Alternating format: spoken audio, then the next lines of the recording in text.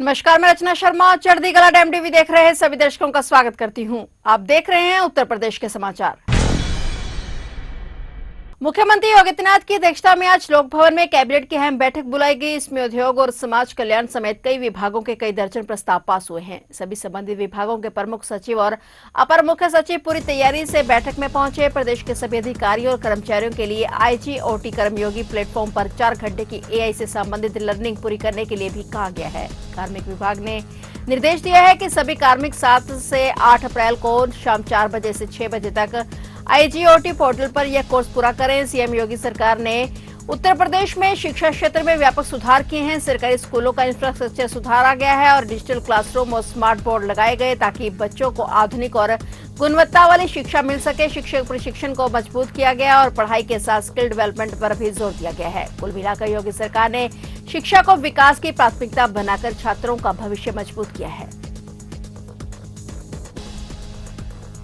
उत्तर प्रदेश के गाजियाबाद जिले में अपराधियों के खिलाफ चलाए जा रहे अभियान में पुलिस को बड़ी सफलता मिली है। मोदी नगर क्षेत्र में पुलिस और स्वाट टीम की बदमाशों से आमने सामने की भिड़ंत हो गई। इस मुठभेड़ में 25,000 रुपए का इनामी बदमाश पुलिस की गोली लगने से घायल हो गया, जबकि एक साथी को दबोच लिया गया है। एसपी मोदी नगर भास्कर वर्मा ने बताया कि स्वाट टीम को गुप्त सूचना मिली थी कि शातिर अपराधी जलवीर उर्फ जालू अपने एक साथी के साथ बिना नंबर वाली कार से मोदीनगर से भोजपुर की ओर जा रहा है और सूचना मिलते ही पुलिस ने घेराबंदी कर पिकेट लगा दी और जैसे ही संदिग्ध ग्रे रंग की कार में आते दिखा तो पुलिस ने उसे रुकने का इशारा किया, लेकिन बदमाशों ने रुकने की बजाय गाड़ी मोड़ ली और कच्चे रास्ते पर भागने लगे। पुलिस टीम ने पीछा किया तो बदमाशों ने गिरता देख सीधे पुलिस पर गोलियां बरसानी शुरू कर दी और पुलिस ने भी आत्मरक्षा में जवाबी फायरिंग की, जिसमें मुख्य आरोपी जलवीर उर्फ जालू के पैर में गोली लगी और वहीं गिर पड़ा। पुलिस ने मौके से जालू और उसके साथी जतिन शर्मा को गिरफ्तार कर लिया है। पकड़े गए बदमाशों के पास से अवैध तमंचा और भारी मात्रा में कारतूस बरामद किए गए हैं। पुलिस के मुताबिक जालू एक शातिर अपराधी है जिसकी लंबे समय से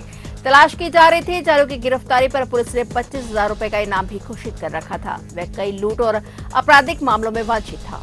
आज दिनांक 7/4/2026 को पुलिस कमिश्नरेट गाजियाबाद के मोदीनगर थाना क्षेत्र में पुलिस को सूचना प्राप्त हुई कि दिनांक 2/4/2026 को राहुल उर्फ कालू, जो कि हमारे थाना क्षेत्र का एक हिस्ट्री शीटर है, उसको गोली मारी गई थी। उससे संबंधित अभियुक्त थाना क्षेत्र में घूम रहे हैं।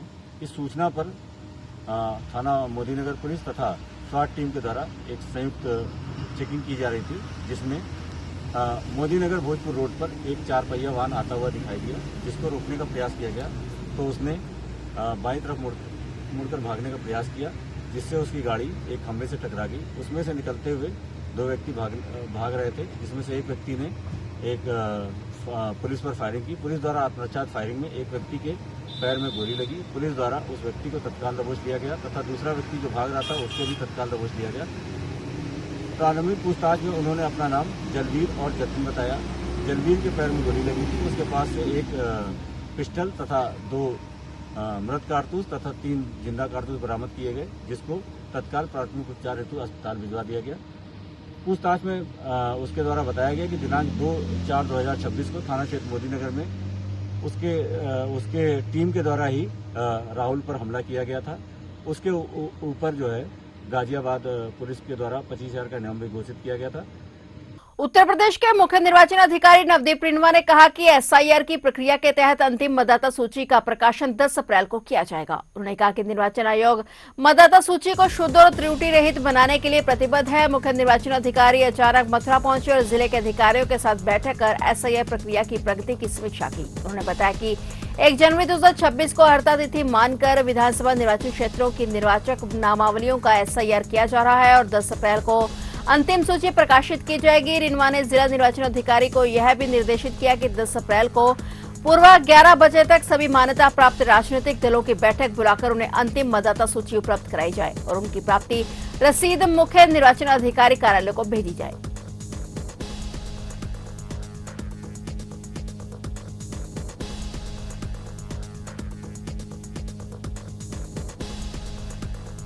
यूपी के रामपुर में महिला सिपाही और उसके 2 साल के बेटे की मौत के मामले में चौंकाने वाला खुलासा हुआ है। दोनों की मौत हादसे में नहीं हुई थी, बल्कि 1.5 करोड़ रुपए के लालच में पति द्वारा रची गई साजिश में दोनों की जान गई थी। पति ने कार की डंपर से टक्कर मारते हुए आग लगा दी थी। पुलिस ने घटना का खुलासा करते हुए महिला सिपाही के पति और उसके 2 अन्य साथियों को गिरफ्तार कर लिया है, जबकि 2 साथी भागे हुए हैं। पुलिस का दावा है कि हत्या के पीछे पत्नी की मौत के बाद मिलने वाली 1.5 करोड़ रुपए की सरकारी मदद को हड़पना चाहता था। और पुलिस अधीक्षक सौमेंद्र मीणा ने बताया कि सीतापुर निवासी लता ने वर्ष 2021 में मिलक के ग्राम बेहटरा निवासी दान सिंह के साथ लव मैरिज की थी और शादी के बाद से लता सीतापुर में रहने के लिए दान सिंह पर दबाव डाल रही थी, जिस पर उसने लता और बेटे को रास्ते से हटाने की योजना बनाई। उसने अपने इस प्लान में रवि के अलावा नूर हसन, प्रदीप कुमार और अब्दुल करीम को शामिल किया। रास्ते के कैमरों की फुटेज और फोन कॉल डिटेल और पोस्टमार्टम रिपोर्ट से मिले संकेतों के आधार पर पुलिस ने जांच की दिशा बदली तो आरोपी दान सिंह द्वारा अपने परिवार के कत्ल की साजिश का खुलासा हो गया।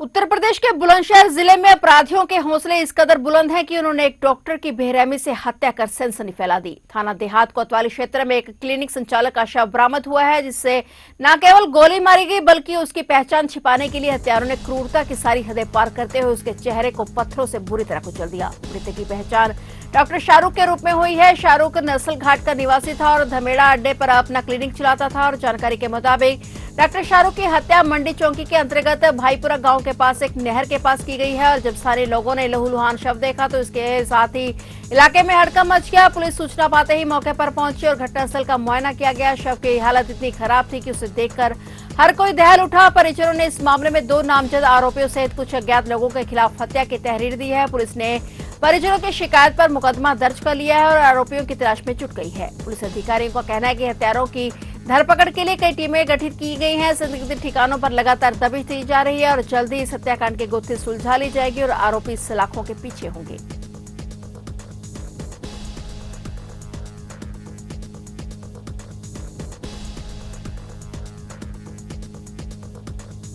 पश्चिम एशिया में चल रही जंग के फायदा उठाकर पेट्रोलियम और गैस की जमाखोरी के खिलाफ तेल कंपनियों ने अभियान चलाया है और इसके तहत अब तक करीब 21,939 छापे मारे गए हैं, जिसमें 12,330 सिलेंडर जब्त किए गए हैं। 245 एफआईआर और 22 गिरफ्तारियां भी की गई हैं। पिछले 1 महीने में पीएनजी कनेक्शन के 28,210 नए उपभोक्ता जुड़े हैं। उन्होंने बताया कि राज्य में 13,168 रियल आउटलेट और 28 सप्लाई डिपो के माध्यम से नियमित आपूर्ति की जा रही है। आपूर्ति पूरी तरह से स्थिर होने का दावा करते हुए संजय भंडारी ने बताया कि पीएनजी क्षेत्र में भी प्रगति हुई है। राज्य में लागत 20 लाख कनेक्शन उपलब्ध हैं और पिछले 1 महीने में 28,210 नए उपभोक्ता जुड़े हैं। उन्होंने कहा कि 44 जिले सीजीडी नेटवर्क के अंतर्गत आ चुके हैं और नेटवर्क के विस्तार को गति दी जा रही है। विभाग ने जनता से अपील की है कि अफवाहों पर ध्यान न दें और आवश्यकता के अनुसार ही खरीदारी करें। विभाग प्रसारित भ्रामक सूचनाओं पर कड़ी निगरानी रख रहा है और सही जानकारी आम जनता तक पहुंचाई जा रही है।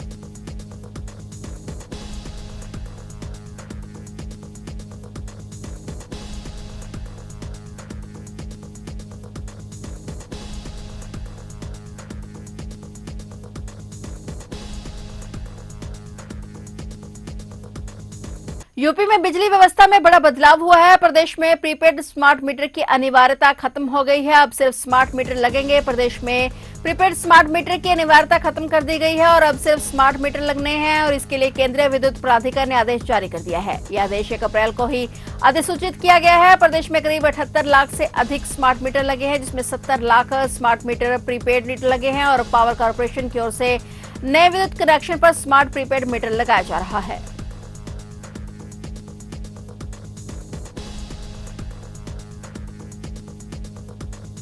यूपी में एक बार फिर से मौसम ने करवट ली है और मौसम विभाग के अनुसार आज कई जिलों में आंधी के साथ बारिश भी हो सकती है। मौसम का मिजाज आए दिन चौंका रहा है और एक बार फिर से बारिश के आसार बन रहे हैं। पश्चिमी विक्षोभ के असर की वजह से 7 अप्रैल से मौसम में एक बार फिर से परिवर्तन की आशंका व्यक्त की जा रही है। मौसम विभाग के मुताबिक पश्चिमी उत्तर प्रदेश में इसका असर मंगलवार शाम से ही देखने को मिल सकता है। आंधी तूफान और बारिश के साथ कई जगह ओले भी पड़ सकते हैं और वहीं 8 अप्रैल को इसका व्यापक असर पूरे प्रदेश में देखने को मिलेगा। इस वजह से तापमान में 6 से 8 डिग्री तक की गिरावट की संभावना जताई जा रही है। मौसम विज्ञान केंद्र के मुताबिक पश्चिमी उत्तर प्रदेश के संभाग में कुछ स्थानों पर बादल गर्जना के साथ बिजली गिरने और झोंकेदार हवा और कहीं कहीं ओले गिरने के आसार हैं।